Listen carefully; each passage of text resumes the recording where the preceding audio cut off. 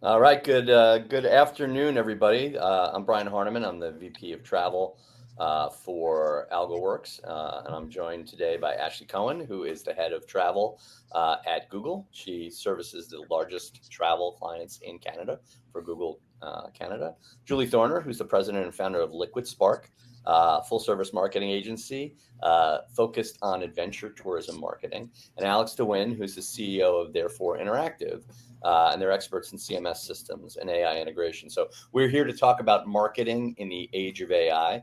Obviously, there's a lot of stuff going on, and I thought it probably was a good place to start. We talk about who we're marketing to and focus on the voyage and the journey that our customers take when we are actually trying to get them to do something. So we have something that we can look at to ground us a bit.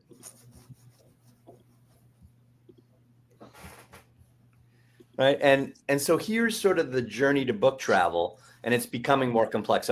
So Ashley, let's talk a little bit about sort of the way our interaction with the customer is becoming more complicated, different, better. Yeah, absolutely. So this is a really great question, and I think a lot of people have asked me, like, what is the future of the traveler journey when it comes to making decisions? And I think the fact of the matter is that it really is already here. You said it; it's becoming increasingly nonlinear. It's becoming increasingly complex, but I think that creates opportunity for us as well. We know that a huge number of travelers are really, undecided on where and when they want to go when they begin their research, and this really creates a really big opportunity for us to be discovered and to influence them.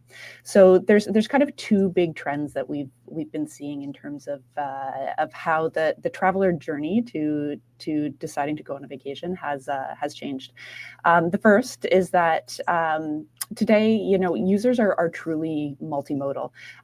There's no longer like kind of a short, quippy search into a bar and getting those 10 blue links. We see users kind of moving interchangeably between like primarily three different activities. The first is searching, the second is streaming, and the third one is scrolling. So when we think about searching first, it starts to look very different. You can see in the top right there, circle to search is becoming increasingly popular. Users are using their voice, and results are coming back that are much more deeper and much more personalized. Just a stat to back that up, searches that are 5 words or longer are growing 1.5 times as frequently as those that are under 5 words. So, people are really putting more into their research. The second thing that we're seeing is streaming, watching way more video content, and that helps us think about, how do we ensure that we have or are present when people are watching and discovering that way. And the third piece is scrolling. So users are moving across different platforms like Maps, like Discover, like Search, to make their decisions. So they really expect a seamless connection across platforms, including things like Search, YouTube, Maps, your sites themselves. This also means that visual content is becoming increasingly crucial. The second trend that we're seeing overall is that they're expecting AI-powered assistance and a lot of personalization.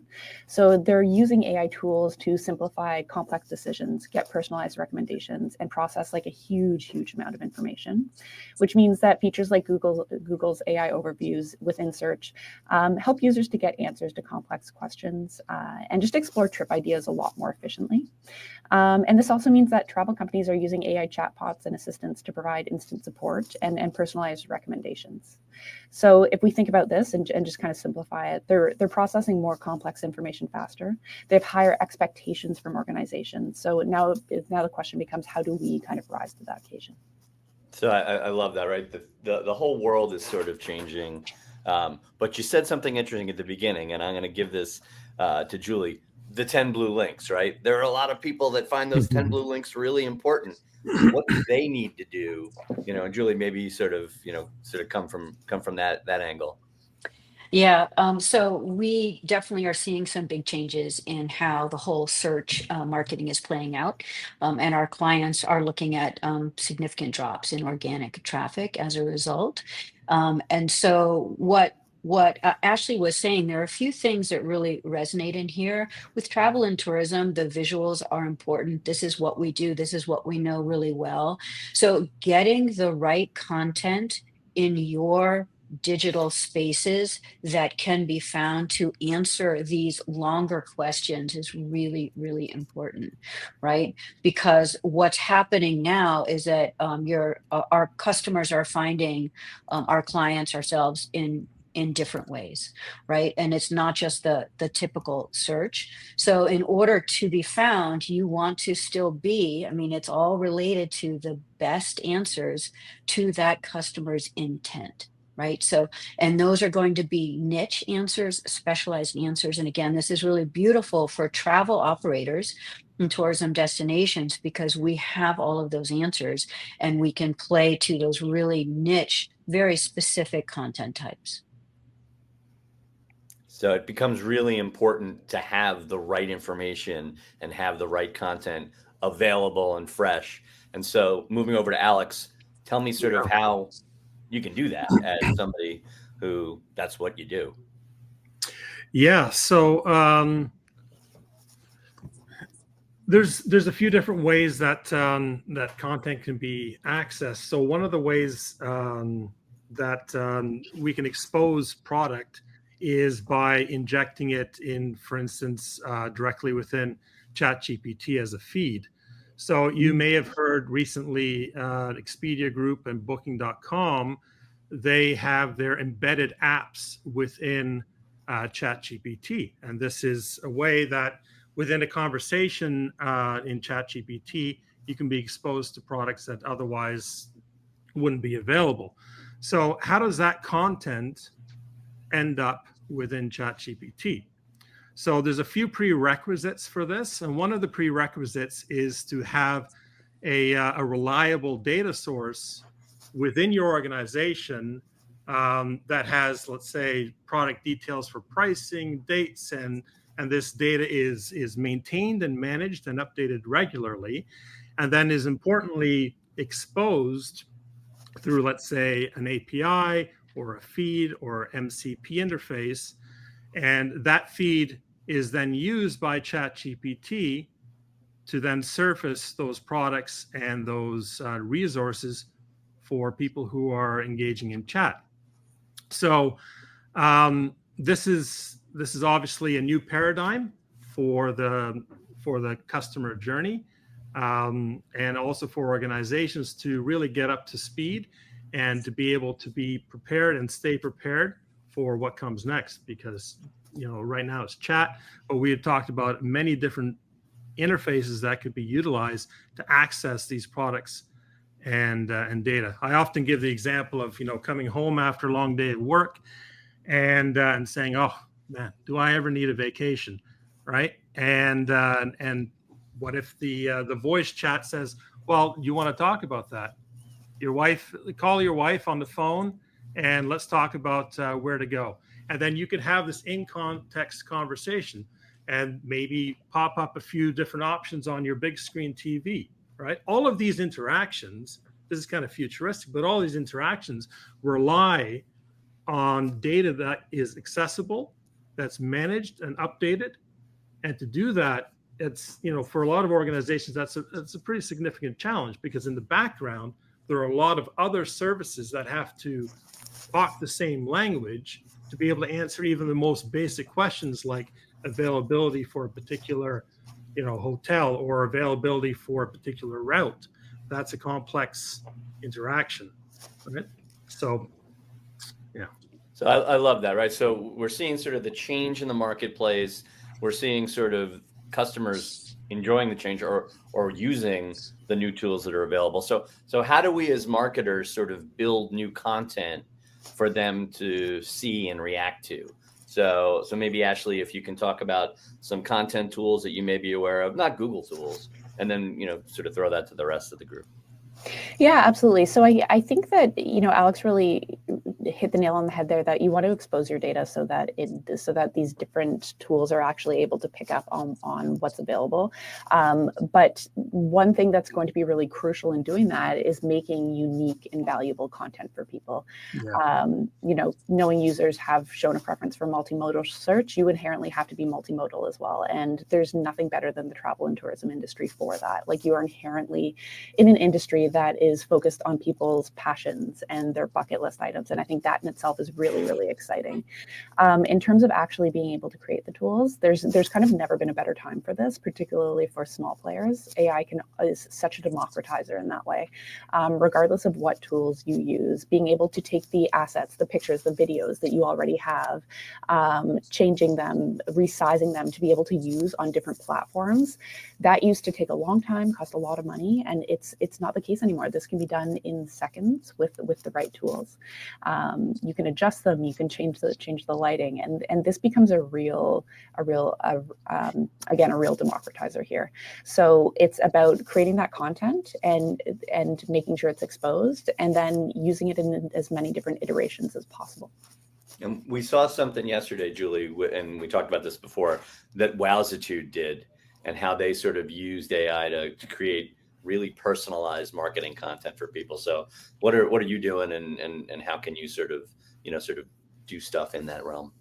Yeah, so perfect. I really want to jump into the conversation of authenticity in our adventure travel content, and where humans play the role. So first off, we need to understand what content are we creating. We have lots of different tools out there. A bunch of them have been mentioned today. We saw some great tools yesterday.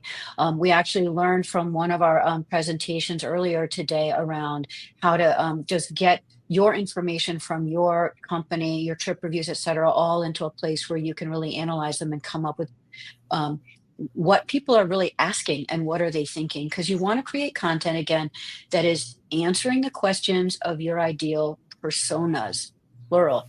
And all of us are multiple personas at a time. I'm a family traveler, a solo traveler, a business traveler, a partner traveler. And I'll put on different hats, and I want to have experiences that meet those personas depending on what I'm doing. So understanding what content to create, the tools are actually the easy part, right?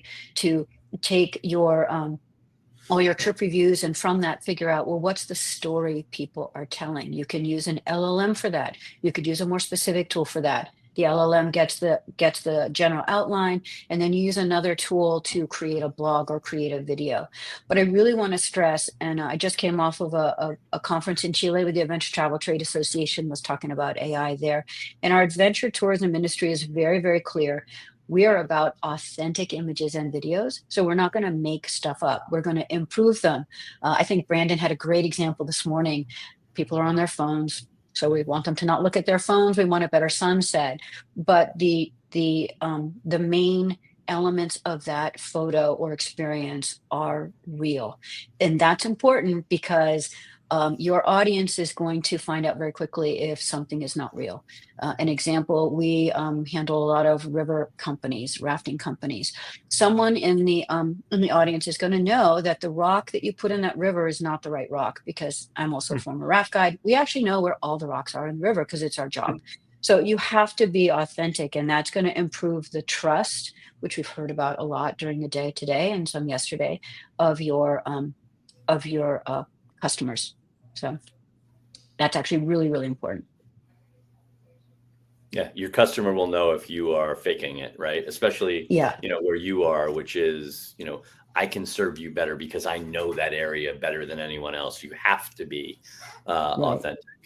Yeah, and I just want to say too, there are lots of really good search engine optimization tools out there that are doing a lot more than helping you understand where you are on a generative AI platform in your rankings.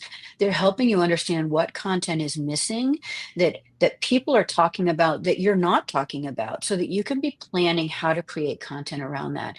And again, we heard we're a visual industry, video, right? And videos can be mashups of real images if that's where you have to start, but investing in the real video is also helpful. How-tos are really, really important. To help people understand, what is this experience about? Those of us who are pretty savvy travelers, we forget others, They don't know what to pack. They don't know how are they going to be using facilities on an adventure travel trip in the woods, right? So these are all important things for helping our customers. One last comment. At Liquid Spark, we coined this term actually during COVID, but it's been so relevant and helpful to guide our clients and ourselves in all the content we create. We call it hack your content. Be helpful, be authentic, be clear, and be kind. We're not trying to get the fastest time to the finish line. We're trying to bring the biggest party with us to the finish line and have a really positive experience in that process. You know, when we were getting together to talk about the panel, the one thing that we talked about is sort of future proofing and being future forward with our strategy and our product. So Alex, maybe talk a little bit about how you're bringing, sort of the future into, what you do on a daily basis. Sure. So I think what may be interesting for the audience is, how do we expose our products and expose our services within AI within the next few months? How do we not fall behind? So one example of how you could do this is you could generate a product feed. And that sounds perhaps a little bit complicated, but it's not. Think about like an RSS feed. It's pretty straightforward. It has some fields, it has some structure. Your technical team or us can help you develop that feed. And that feed can be consumed by ChatGPT today and expose some products. And you don't have to expose your entire catalog. If you're able to expose, let's say, a limited pilot, a single product or experience, and then measure the conversion lift and gather user data, this is a first step. And you could do this within a month, 2-3 months. Doesn't take a huge amount of effort. And I'm assuming, planning and strategy and setup time and testing within that. The actual act of doing it is much quicker. Kind of a phase 2 to getting involved plan and being future forward is to build a seller agent. So prior to the talk here, we were talking internally about an MCP. So most people will know what an API is. It's essentially kind of a gateway to your domain's information, and it's usually privileged access. So think of an MCP as a wrapper around an API that is purpose-built for AI agents, okay? Where an API is kind of general, so any system can communicate with it over the web. An MCP is similar to an API, but is purpose-built for AI agents. This MCP has what's called an agent card, and an agent card is kind of like a translation card that says, these are the things that I'm able to do. So another agent, a remote agent, could query your MCP and say, are you able to do this? Are you able to do that? Tell a prospective guest what tours you offer. Provide a final price for a specific group and size and date, or secure a reservation. Are you able to do that? And they can have a negotiation. Sounds like futuristic, but it's actually here today, right? So that's kind of like a phase 2. So get your foot in the door, create a feed, let something like ChatGPT consume that feed and expose your products within a chat conversation. Phase 2, you start hosting your own MCP server and allowing your organization, essentially preparing your organization to have conversations with other remote agents. And these could be B2B interactions or B2C interactions or A-to-A, agent-to-agent interactions. And I'd love to jump in here as a segue around agentic AI, which we heard a lot of today. And Alex has got the techie part down. And it's really important. I look at it from a bigger picture, especially as a marketing agency owner and with all my clients, that we're going to move away probably from websites and from even optimizing for search. I look at it as sort of a bridge. We're on this AI bridge and we're all actively trying to figure out, oh my gosh, how do we get our our digital presences, our websites, et cetera, to be found in the new changing AI world in addition to traditional search. And then off in the distance, we have agentic AI, and I look at it as the shore. We're going to get to this place where each of us has our own agent. The traveler has an agent, the business has an agent, and those agents will talk to each other, and it's going to be around the technology that Alex is talking about with the MCPs. But what the travelers will be able to have all of their information available to go and find and talk to a business agent and have a match made or not made based on how much information you have fed to your agent on a personal or business level. Again, we heard it over and over, knowledge in has to be good, garbage in, garbage out, right? So really feed your tool, feed it constant, new, fresh, updated information. With those two things talking, there's the potential for enormous disruption around what the existing platforms might be. And what we are trying to do at Liquid Spark, you can see an example of that on our website. If you scroll to the bottom, is have an AI agent that we're learning and training in beta with a really cool human-centered technology tool that you'll see if you click through to that, around how can we train it to be helpful to answer questions for clients and customers. And it's true for for destinations, for tour operators, et cetera.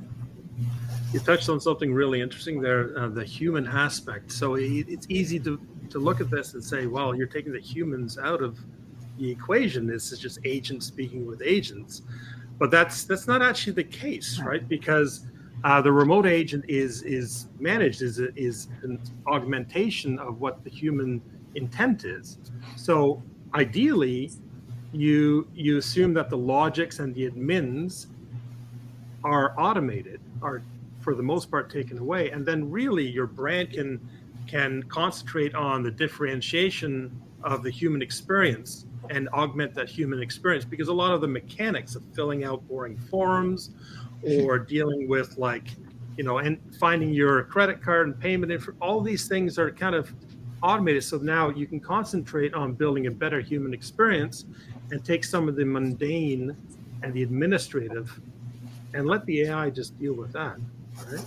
So kind of reposition the assets to do what no one really wants to do. Yeah, exactly. Or is low value and rogue. Or researching 100 different websites. Right. That's mundane. That's difficult. You may even lose interest after the 20th. I'll have to deal with this later. One thing I kind of want to call out here is that right now we are seeing things through AI that we actually wouldn't have been able to even kind of imagine would be possible a year ago. So again, I want to go back to really focusing on content. Julie, I think this is a great thought process on how agents are going to interact with agents, but we don't know where this is all going to go. So I want to anchor back in what's always going to be important is content and experience.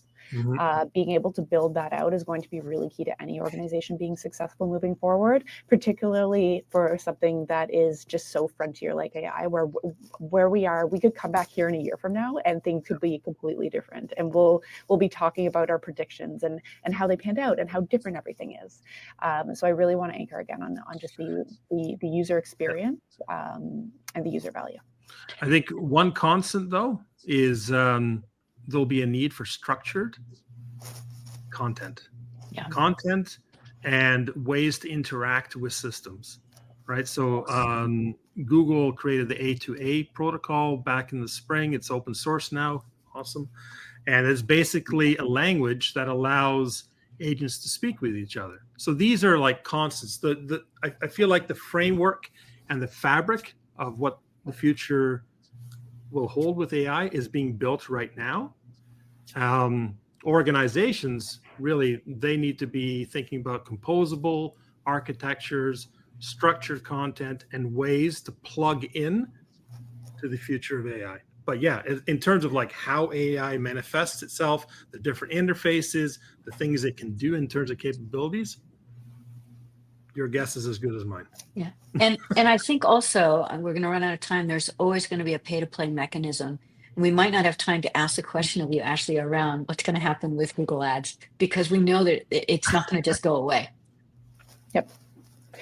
No, absolutely. I think that's a good point. I'm sure you've all seen or like heard about, or if you haven't, please look into AI overviews. This is what you see again. Instead of the 10 blue links, now you start to see these kind of more interactive chat GPT like pieces that start to populate. And below that, you will see some ads. If this right now we are testing out in Canada, and it's just coming to market, ads within AI overviews. I think that, we don't know what's going to happen. I kind of call it like little Google and big Google. Big Google kind of thinks about this a little bit more, and they very much focus on a user first experience. It's the way the organization has always built themselves. And it's now we're really kind of figuring out this tension between the user, the publisher, and the marketer. It is evolving. We are seeing it happen in real time and faster than we've seen it in the past. So kind of stay tuned on what's happening there. AI overviews if you haven't seen them, and your guess is as good as mine. Nice. All right, guys, I think we can leave it there. We could talk all day, but some of the things we heard is definitely like there's a tool set that you can leverage, but ultimately you've got to start with the data first, get it ready for these tools and eventually the agents to consume them. The more data that's there, the more data that the customer shares, the easier the interplay will be to actually create meaningful, authentic interactions, which is what we all want to do. So see you next time. Thank you, everyone. Thank you.